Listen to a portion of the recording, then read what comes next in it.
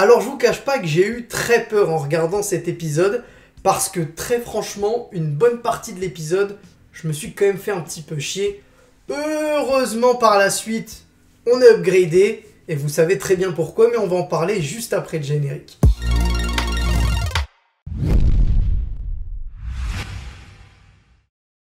Salut à tous, j'espère que vous allez bien. On se retrouve comme chaque mercredi pour parler de Moon Knight. Cette semaine, bien évidemment, place à l'épisode 4 qui est sorti ce matin. La critique sort peut-être un peu plus tard que d'habitude parce que j'ai travaillé ce matin et que du coup, faut bien mettre du beurre dans les épinards. Donc, j'ai été travailler puis j'ai regardé l'épisode ensuite. Mais on s'en fout, je raconte ma vie, c'est pas l'objectif. Avant de démarrer la critique et de vous donner mon avis sur cet épisode, je voulais juste vous faire remarquer que j'ai démarré une nouvelle aventure sur TikTok. Désormais, Comics Guardian, c'est YouTube, Twitter, Instagram et TikTok. Donc n'hésitez pas à aller découvrir mon profil. Je vais vous mettre le lien vers le profil dans la description de la vidéo. Et vraiment, c'est chill, c'est des vidéos très très courtes. On donne des anecdotes sur les super-héros. Donc si vous aimez la chaîne, normalement vous aimerez le TikTok sans aucun souci. Mais allez, on y va, c'est parti. Moon Knight épisode 4. Alors comme toujours, évidemment c'est 100% spoiler, je le dis rapidement mais vous êtes au courant. Donc si vous n'êtes pas au courant, que c'est votre première fois sur la chaîne, n'hésitez pas à partir si vous n'avez pas vu l'épisode. Sinon à rester, à vous abonner si c'est la première fois, ça me ferait vraiment très très plaisir. Bref, avant de rentrer dans les détails de l'intrigue, je tenais à vous dire que j'ai eu très peur parce qu'en fait la première partie de l'épisode, je sais pas, les 20-25 premières minutes avant vraiment qu'on rentre dans l'action, dans les fouilles, etc., je me suis fait chier et que j'ai trouvé que par moments c'était franchement incohérent. Mais évidemment au moment du twist de fin, là j'ai repris goût, j'ai repris plaisir à regarder l'épisode, même si j'aurais aimé que l'épisode s'arrête sans qu'on sache vraiment si c'était vrai ou si c'était faux.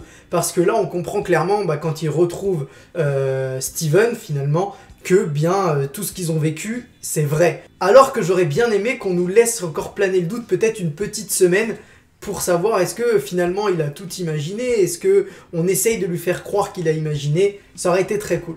Je vous disais que le début ne m'a pas transcendé plus que ça parce qu'effectivement ça démarrait plutôt bien avec Lou Shapti de Khonshu qui a été transformé en statuette par l'Énéade puisqu'il a osé remonter le temps. J'ai trouvé ça très très cool de voir que finalement c'est pas le seul à avoir subi ça et qu'ils sont très très nombreux, ce qui du coup nous fait comprendre qu'il y a vraiment beaucoup de dieux dans l'univers Marvel et que ça va être très très cool de pouvoir les découvrir si on a la chance de tous les découvrir. On pensait peut-être qu'il y avait l'Énéade, donc c'est 9 dieux comme dit Steven Grant quand il travaille au musée. Mais finalement, au-delà de l'Énéade, il y a encore d'autres divinités et ça va être très très cool si on peut les remarquer et voir d'ailleurs est-ce que cette Énéade-là serait pas finalement plus sombre qu'elle n'y paraît. Pour revenir à ce que j'ai pas trop aimé dans cet épisode, ça concerne surtout la scène avec Layla dans le désert où elle est poursuivie par des gens, il y a des gens qui lui tirent dessus et elle trouve refuge derrière un pick-up. Donc là vous me direz c'est totalement normal, c'est tout à fait normal, on se fait tirer dessus, on se cache derrière le pick-up. Mais là où c'est complètement débile, c'est que les gens qui lui tirent dessus, ils sont bien au courant qu'elle va se cacher derrière le pick-up. Donc ils font le tour, ils la voient pas. Si elle n'est pas dans le pick-up, si elle n'est pas autour du pick-up, elle est soit en dessous, soit à l'intérieur, logiquement. Mais non, eux, ils ont pas comme idée de se dire « Attends, on va quand même ouvrir le pick-up, vérifier si elle est pas dedans. » Non, les mecs ne se posent pas la question. Bref, ça que j'ai trouvé que c'était un peu illogique. Comme on s'en doutait depuis le premier épisode, mais maintenant c'est sûr et certain, Layla est bien la version Marlène du MCU, puisqu'on apprend dans cet épisode, finalement l'origine story, sans nous la montrer,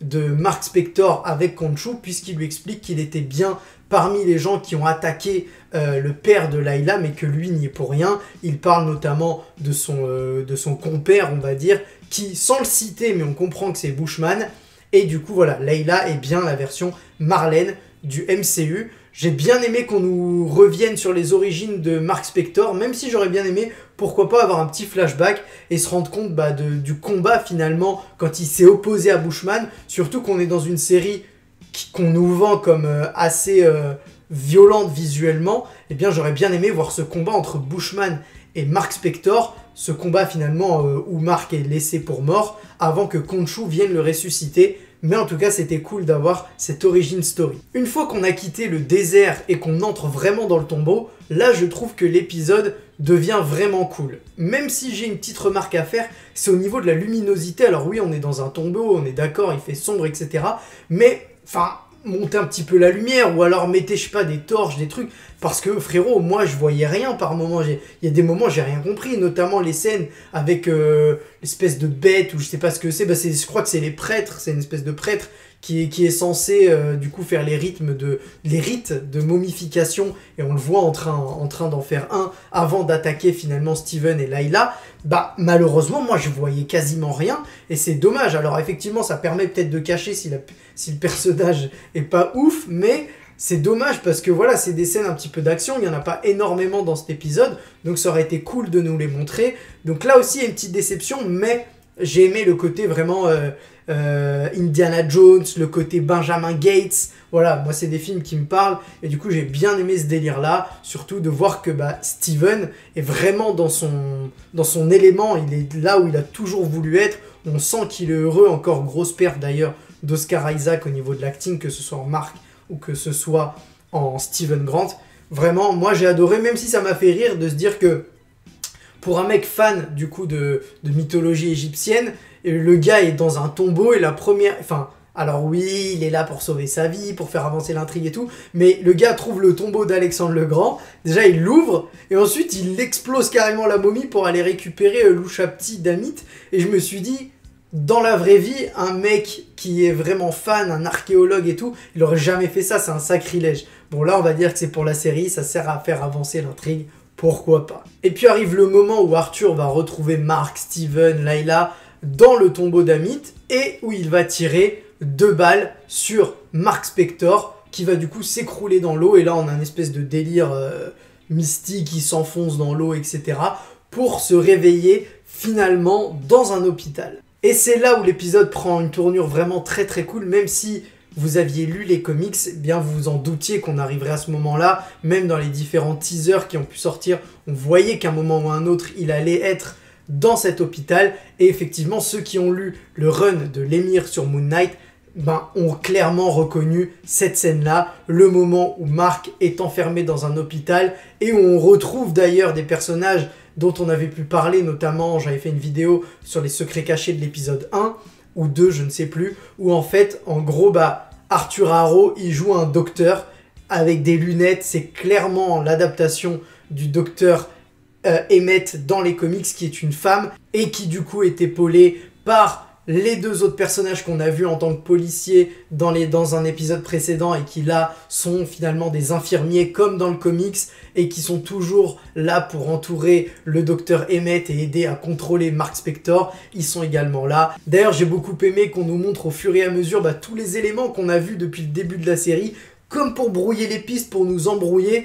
Du coup on va voir bien évidemment le poisson de Mark. On va voir une dame en train de dessiner Khonshu, on va nous montrer le fait qu'il est attaché à son fauteuil comme il était attaché à son lit. Voilà, il y a plein de références qui nous rappellent tout ce qu'on a vu depuis le début de la série. Voilà, la petite figurine Moon Knight qui aurait pu lui faire penser au costume qu'il porte dans la série. En tout cas, on brouille les pistes pour nous dire, alors, selon vous, est-ce qu'il est fou et depuis le début, il s'est inventé toute cette histoire, comme essaye de le convaincre Arthur Harrow? Est-ce que finalement, c'est pas du tout le cas, il a vraiment vécu ça et on est en train de le droguer? D'ailleurs, je me suis dit, les coups de feu, est-ce que ce serait pas finalement des piqûres, comme dans le comics, quand il se fait piquer? Du coup, est-ce que ce serait pas des piqûres qu'on lui fait pour être sous sédatif, pour un peu oublier tout ce qui se passe?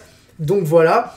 Et évidemment, dans tout ce délire, il y a 2 choses qu'il faut retenir et qui vont être importantes, je pense, pour la suite. La première, c'est qu'on voit du coup que dans un des tombeaux sort Steven. Oui, c'est Steven qui sort. Et du coup, il y a un autre tombeau qui bouge, comme pour nous faire comprendre qu'il y a une autre personnalité qui est là. Et donc, forcément, Jake.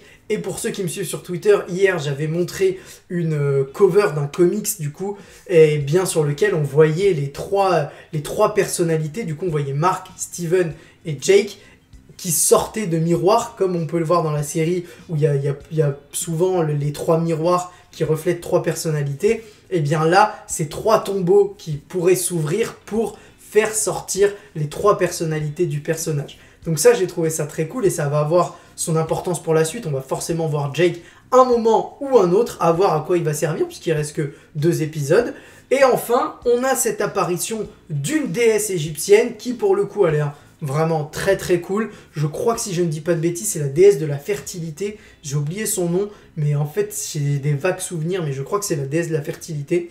Et en tout cas, on la voit débarquer. Donc on comprend, alors sauf s'il est encore en train d'halluciner, mais ce serait bizarre, puisque là, il a a priori retrouvé ses esprits. On comprend que du coup, ce n'était pas un rêve, que les divinités égyptiennes sont bien parmi les humains. Et du coup, on voit cette divinité-là qui a l'air très cool, puisqu'elle leur dit « Hi », genre « Hi » ou en français, ça doit être « Salut ». Et du coup, avec un air très gentil. Donc, à voir ce qu'elle va faire avec eux, est-ce qu'elle va les aider. Est-ce que finalement, peut-être que un des personnages qui est dans l'hôpital, pourquoi pas Layla, puisqu'elle est là, serait l'avatar de ce personnage-là. À voir. En tout cas, ça promet du très bon pour la suite, pour les 2 derniers épisodes. Et est-ce que le fait de réveiller Amit, est-ce qu'on pourrait pas aussi réveiller toutes les autres divinités qu'on a vues là en petites statuettes et avoir une énorme bataille? Et là, maintenant, j'y crois parce qu'en fait, on a vu, autre que Khonshu, on a vu une autre divinité en live, j'ai envie de dire. C'est pas seulement son avatar. On l'a vu en live. Donc on aura certainement Amit une fois qu'elle sera réveillée. Donc pourquoi pas avoir tous les autres dieux et une espèce d'énorme bagarre, la bagarre entre les dieux. Ce serait très très cool. Voilà pour mon avis. Donc mitigé sur le premier tiers, premier quart on va dire. Et ensuite ça monte crescendo jusqu'à cette fin que j'ai vraiment adoré. Toute la fin à l'hôpital, je trouve ça magnifique. Voilà, donnez-moi votre avis en commentaire. On se retrouve très vite pour une autre vidéo. Ciao!